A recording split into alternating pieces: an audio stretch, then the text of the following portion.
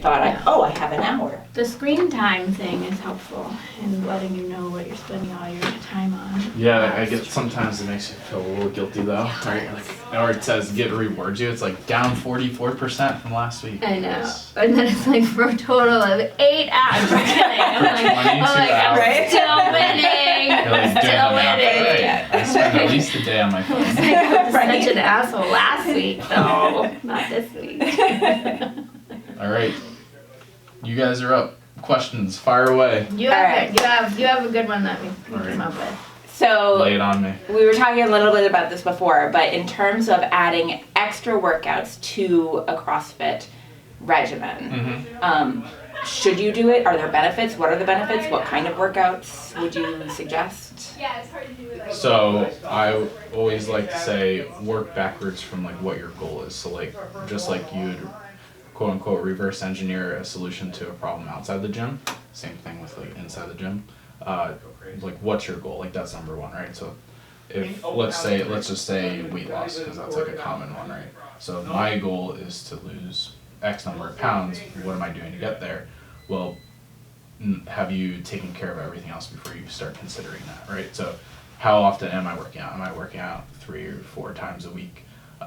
Yes or no? No? Okay, let's work on building that. Yes, great. So you have that checked off. Am I getting enough sleep and enough water? Like, am I drinking water throughout the day? Am I getting, I know it's hard to do, but 7 or 8 hours of sleep? Because like that, the cortisol levels, your stress, your ability to recover is going to be impacted by that. So like that's that second checkbox. Third checkbox is nutrition, right? So you can't outrun a bad diet. Literally, you can't. I'm still not sure that's true. Still working on it. I promise I'm gonna break that.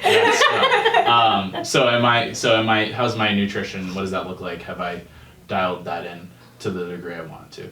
After that, if your goal is weight loss and you're like those 3 things, if you're able to check those off, you should be able to see progress towards that weight loss goal. Now, if you have other goals, that's a different answer, right? So like if I want to get a pull-up, well, that's a different conversation because classes can help you progress towards that, but it's not probably going to be enough because if pull-ups are something you struggle with, you have some weaknesses. We need to address those more consistently than a class will. So that the answer there would be like, all right, let's dive into it. How often do we want to do some sort of some exercises towards that pull-up progression? Or I have a specific goal with my back squat. Okay, so let's talk about that. So I think the checking off those boxes before that becomes a conversation is important because what you don't want to do is you don't want to burn yourself out, overwhelm yourself, right? So if you layer another hour or 2 or 3 times a week on top of what you're already doing, it feels like a chore. It's like, oh, I gotta get this done, I'm nervous, what's going on? And you get flustered. And then number 2 is the second, is especially for someone who hasn't had a lot of experience like working out, like what is that doing to your body? Are your knees, your shoulders, is something gonna be hurting in 2 or 3 months because it was too much like of a stressor on your body, more than your body was ready for, right? Because exercise at its core is stress, and in the right doses, it's good. Too much, not so much. So there's that gray area of like, okay, what's your goal? What are you doing now? Does that line up with your goal? And then what is your experience level? Like what is your time availability? So I know it's a it depends answer, but like those would be the first considerations before we get into how much, how often, what should it look like? Sure. Thanks.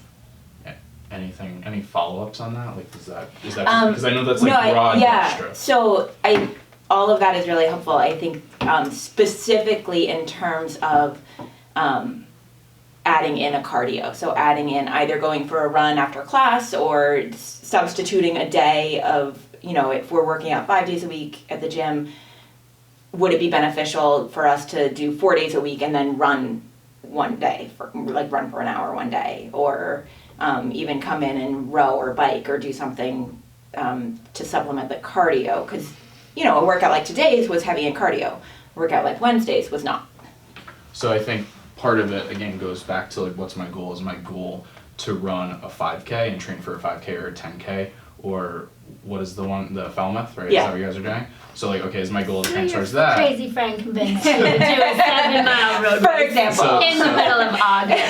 So I think that's An a little example. different conversation than, again, that weight loss conversation, because you definitely need to have a certain consistency with your running and a progression like we've talked about to build towards that, because running, it's specific. Like, you want to do it. You can have great cardio in the gym, but if you aren't training and you're not prepping for the running, it's going to be a little harder than if we had run once or twice a week and trained for that.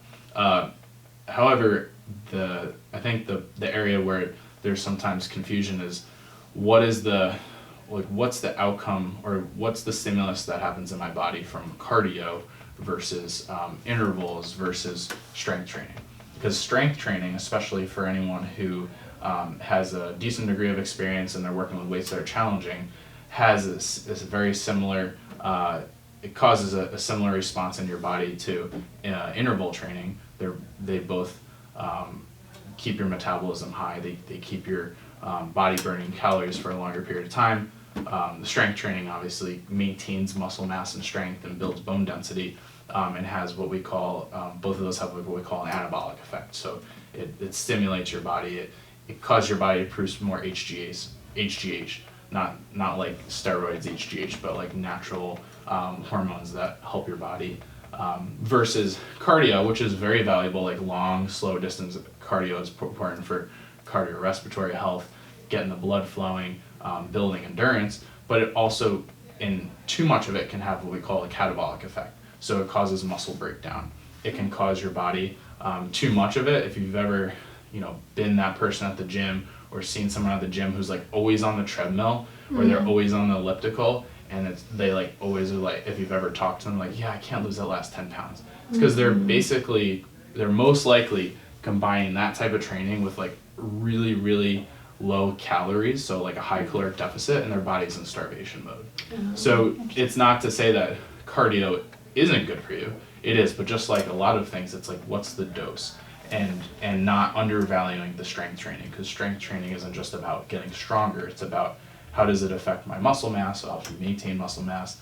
It has a catabolic effect, so it helps your body produce all these different hormones.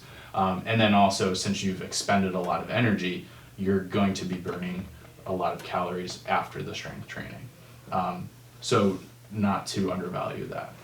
Kind of ties into one of your questions, I think. Yes, all of them.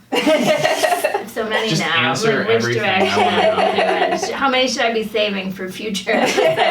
I don't know. Well, what we could do is we could just segment this. I'm gonna edit it. I'll just cut it into like Let's different Cutting you out. hour 1, Exactly. hour 2, hour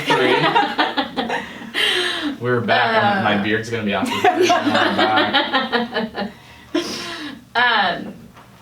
So I'm curious to know why some CrossFit gyms will program like a strength element and then a WOD element, or whatchamacallit. Just a workout of the day. Yeah, Just workout of the cardio, day or intervals. Metcon or whatever. And we tend to kind of it seems like we segment either incorporate a weightlifting work into the workout, or have like the weightlifting Wednesdays. And curious to know what are the benefits of each approach, and why do you guys choose to go in So that second direction? a few reasons for the approach we'll take, and there will be occasional days where there's both, Mm-hmm. but that's not the norm. Number one is looking at the full spectrum of the hour, like what an hour is an hour, right? So you have 60 minutes to produce a good workout, but it's not just about the workout, it's about the elements that surround it, because thinking bigger picture, what's sustainable? If we say, okay, we're going to do 10 or 12 minutes to build to a heavy snatch, and then we're going to do a 15-minute AMRAP of squat snatches, burpees, and pull-ups. If you look at that, that would be 27 minutes of work, right? That doesn't take into account transitions, going to the bathroom, getting weight on the barbell, and it doesn't take into account movement review and warm-ups. So if we look at it from a sustainability standpoint, are we producing the right environment for you to be able to work out over the long term without getting injured or having pain because of that? So movement quality is huge, right? So not just learning the movement, but what does it feel like, how to do it? Because that is important during the workout, but also when you go outside the gym, if you're shoveling snow and you don't know how to engage this area, you wake up the next day with like a really sore back. We want to train everyone how to move just as important as getting a good workout. So taking into account something like a squat snatch and a pull-up, those are pretty high skill movements. We don't want to rush through those all the time. Maybe occasionally we will, but we want to make sure we improve our movement. And then those are two movements, again, just using them as examples, like that require a big degree of mobility and of control, right? So if someone comes into class and they're like, yeah, I'm really tight, I'm really sore, and they're doing their overhead squats, or they're doing their squat snatches here, overhead squats or pull-ups like this, what did we just do? Do we actually take a step back because of the workout, or do we take a step forward? So that's what one part is, like, how does this build into the bigger picture? And sometimes it's easy to look at like the amount of time that you spend working out in a class and be like, I could have done more. Of course, we could have spent the full hour just crushing ourselves, right?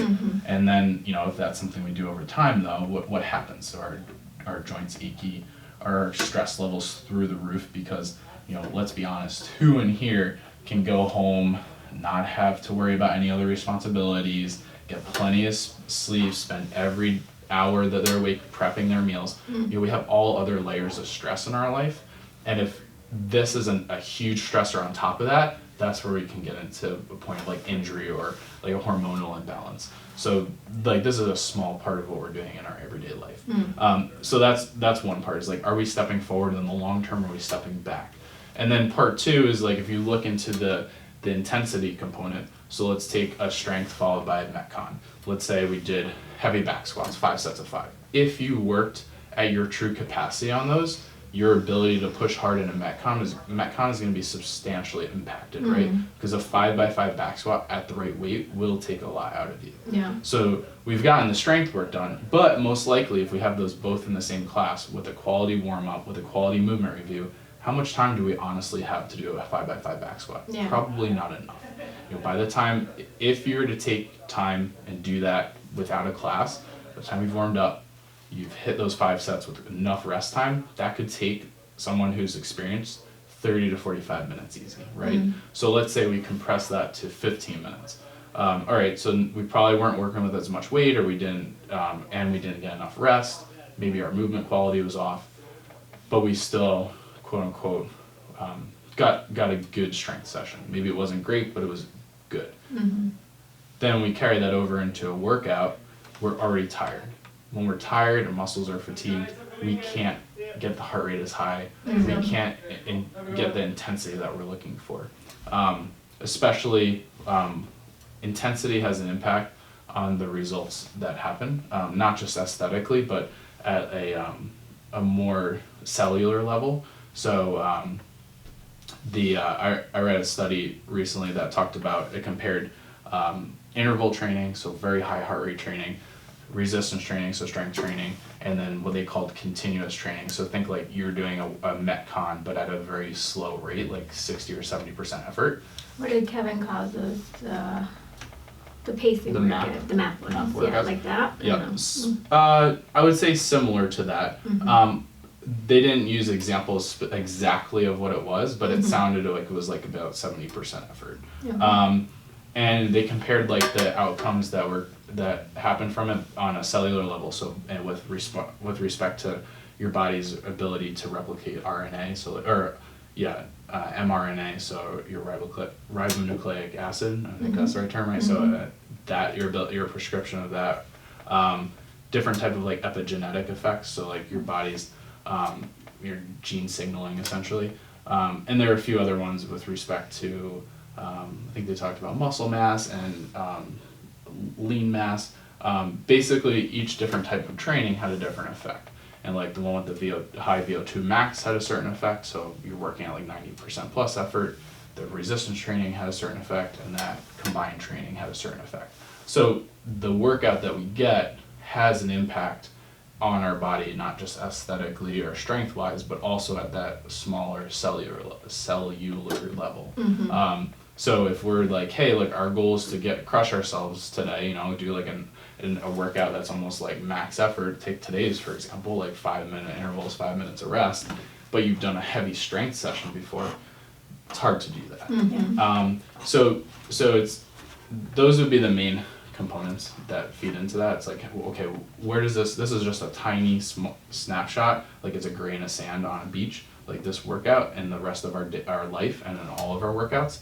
What is going to help us like push the needle this way and not pull it back? And just our philosophy is that sometimes you can do too much in class.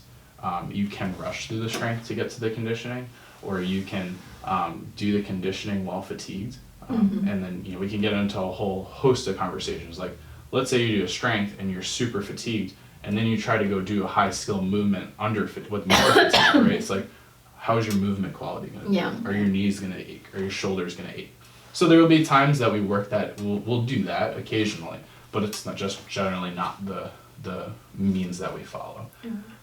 So I feel like that then also puts a well-deserved spotlight on like the weightlifting Wednesdays, because that's when you do focus more on a strength-focused workout. So if you are a person who say you couldn't get here on a Wednesday, would you suggest that that person try to incorporate that workout into like an open gym or like side pocket work during a class time to make sure that they get that strength-focused work? So I would say probably maybe 3 parts to that answer. Number one, all right, here we go. So number one is actually, if you look at Sunday Power Hour, I know not everyone comes on Sunday, but that is similar. Maybe it's not usually as